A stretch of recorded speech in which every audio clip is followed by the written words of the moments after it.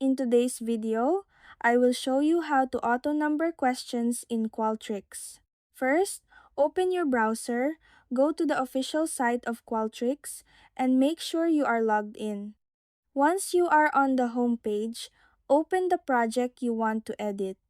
Keeping your questions numbered correctly is a huge help for data analysis later on because it prevents confusion when you are looking at your results spreadsheet.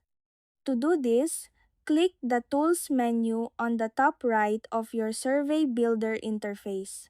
From the drop-down list, select Auto Number Questions.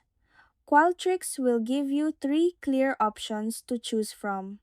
First, you can pick sequential numbering, which numbers all your questions continuously from the very beginning of the survey straight through to the end.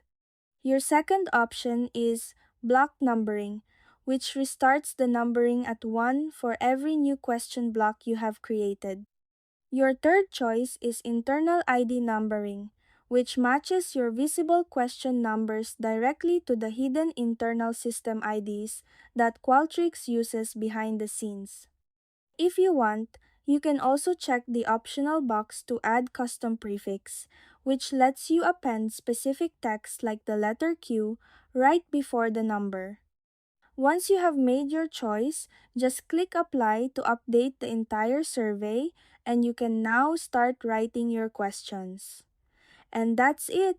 That's how you auto-number questions in Qualtrics.